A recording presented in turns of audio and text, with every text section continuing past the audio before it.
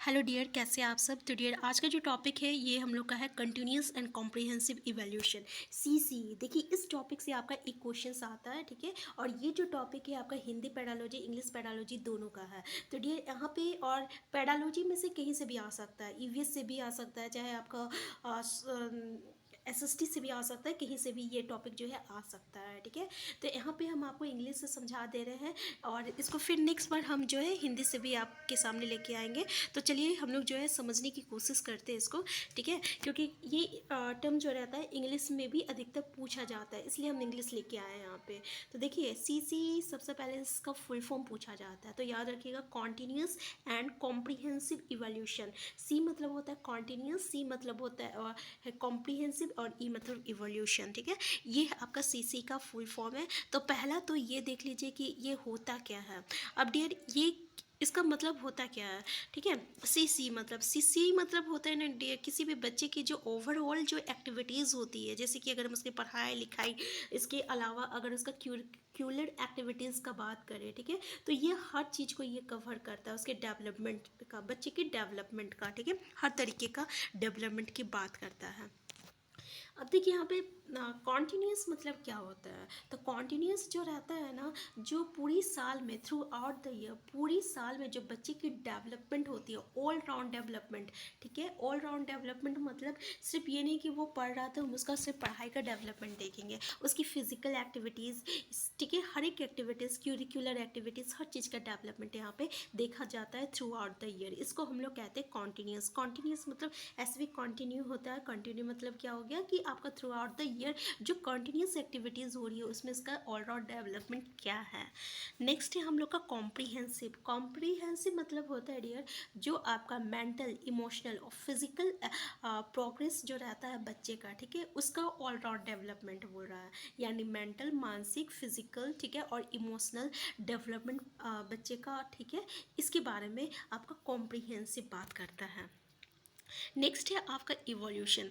Evolution मतलब होता है ऐसा टूल्स एंड टेक्निक्स जो कि हम लोग यूज़ करते हैं ताकि बच्चे के प्रोग्रेस को हम लोग इवेल्यूट कर सके कि उस बच्चे में क्या प्रोग्रेस हो रहा है, क्या प्रोग्रेस नहीं हो रहा। तो इवोल्यूशन में हम लोग टूल्स एंड टेक्निक्स का यूज़ करते हैं ताकि बच्चे का डेवलपमेंट को हम लोग इवेल्यूट कर सके, ठीक है, माप सके।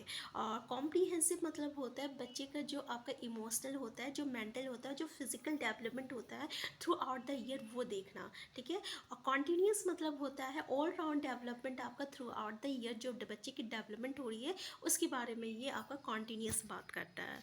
तो ये आपका CCE का फुल फॉर्म है, ठीक है। यहाँ पे आपका दो चीज़ पूछा जाता है, बहुत बार बार पूछा जाता है और हर एक पेडालॉजी में से आता है। अगर आपका 75 मार्क्स का पेडालॉजी है तो इस टॉपिक से आपका 3 या 4 मार्क्स का क्वेश्चन पूछ लिया जाता है। हिंदी में भी सेम क्वेश्चन पूछा जाएगा और फिर उसको इंग्लिश टर्म में भी पूछा जाता है कि ये फॉर्मेटिव असेसमेंट होता क्या है। तो डियर, फॉर्मेटिव असेसमेंट जो रहता है ना, ये हम लोग जो आपको पढ़ाते समय जो बच्चे के फीडबैक लेते हैं ना, मान लीजिए अभी हम आपको पढ़ा रहे कोई टॉपिक, ठीक है, और बीच में पूछ लेंगे भाई ये क्या होता है बताओ, ठीक है।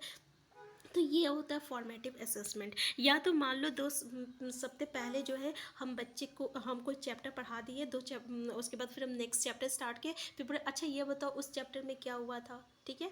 तो ये जो रहता है ना फीडबैक होता है आपका, यानी बीच बीच में जो हम लोग पूछते रहते हैं ना बच्चे की डेवलपमेंट क्या, कि उसमें क्या प्रोग्रेस हो रहा है, क्या नहीं हो रहा है, ठीक है। तो ये जो रेगुलर फीडबैक हम लोग लेते हैं बच्चे का, ठीक है, उसको हम लोग कहते हैं फॉर्मेटिव असेसमेंट।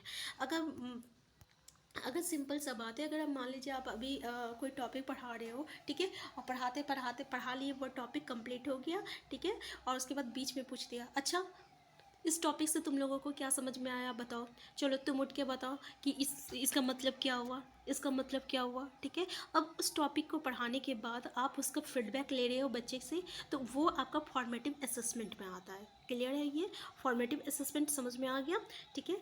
तो ये जो है डियर, इसमें हम लोग ना फॉर्मेटिव असेसमेंट में कुछ टूल्स एंड टेक्निक्स का यूज़ होता है। अब देखिए, टूल्स एंड टेक्निक्स से बस एक बार आपको देखना है, मे भी क्वेश्चन पूछा जाता है, मे नॉट भी पूछा जाता है, मतलब आ भी सकता है, नहीं भी आ सकता, लेकिन जो है हम लोगों को हर तरीके से जो रहता है हर तरीके से यहाँ पे तैयारी करना है। और डियर, हम ऐसे ऐसे टॉपिक लेके आ रहे हैं जहाँ से आपका जो है क्वेश्चन जो रहता है पूछा जाता है, ठीक है, ताकि आपको बर्डन भी ना हो और आप वो अच्छे से आपको याद भी हो जाए, ठीक है। तो देखिए, अगर क्वेश्चंस हम लोग ले रहे हैं, तो उसका टेक्निक्स क्या होगा, हम लोग एग्जाम में क्वेश्चन पूछ रहे हैं, ठीक है। ऑब्जर्वेशन शेड्यूल असाइनमेंट हो गया, इंटरव्यू शेड्यूल क्या है, ये आपका टूल्स है और ये क्या है, टेक्निक्स है, ठीक है। फॉर्मेटिव असेसमेंट का क्यूज ले रहे हैं, कॉम्पिटिशन्स ले रहे हैं, चेकलिस्ट मतलब प्रोजेक्ट्स, रेटिंग स्किल, डिबेट्स और एनेक्डोटल रिकॉर्ड्स और elocutions, document analysis, group discussions, test and inventories, club activities और पोर्टफोलियो एनालिसिस, एक्सपेरिमेंट, ठीक है। तो इस तरीके का ये आपका टूल्स है और टेक्निक्स है, ठीक है। एक बार बस आप इसको देख लीजिए, ये ज़्यादा इम्पॉर्टेंट नहीं है लेकिन हमें एक बार इसको देखना है। देखिए अब आता है आपका समेटिव असेसमेंट, ये भी इम्पॉर्टेंट है, ठीक है। ये भी आपका काफ़ी बार पूछा जाता है कि भाई समेटिव असेसमेंट होता क्या है। तो डियर ये जो हम लोग 6 मंथ में और आपका साल भर में जो एग्ज़ाम लेते हैं ना, जैसे कि हम लोग बोलते हैं ना 10th पास आउट हो गया, 9 का एग्ज़ाम देंगे, ठीक है, 12 का एग्ज़ाम देंगे, तो 11 12 पढ़ने के बाद जो ये 12 का एग्ज़ाम होता है लास्ट में, फिर जो रिज़ल्ट आता है, इस चीज़ को जो at the end of course जो एग्ज़ामिनेशंस होती है उसको हम लोग क्या कहते हैं, आपका समेटिव असेसमेंट कहते हैं। तो इसको ये जो रहता है याद रखिएगा, at the end of A course of learning, अगर मान लीजिए अगर आप बीए का कोर्स कर रहे हैं, ठीक है, तो एट द एंड आपको जो एग्जामिनेशन होता है, ठीक है, ड्यूरिंग द कोर्स, इसको हम लोग कहते हैं आपका समेटिव असेसमेंट। तो यहाँ से बस इस तरीके का समेटिव असेसमेंट और फॉर्मेटिव असेसमेंट में क्वेश्चन पूछा जाता है कि आपको कोई ऑप्शन दे दिया जाएगा, पूछा गया इसमें फॉर्मेटिव असेसमेंट है या आपका समेटिव असेसमेंट है। तो एक बार बस आपको जानना है, यही चीज़ आपको हिंदी में भी है। तो उम्मीद करते हैं कि आपको फॉर्मेटिव असेसमेंट और समेटिव असेसमेंट जो है समझ में आ गया होगा। तो डियर ऐसे ही छोटे छोटे टॉपिक लेके हम आएंगे। तो अगर आप हमारे चैनल में नए हैं, सबसे पहले चैनल को सब्सक्राइब कर लीजिएगा अगर ये वीडियो आपके लिए हेल्पफुल है। तो हम फिर मिलते हैं, तब तक के लिए आप स्वस्थ रहिए, खुश रहिए, अपना ख्याल रखिए। Thank you.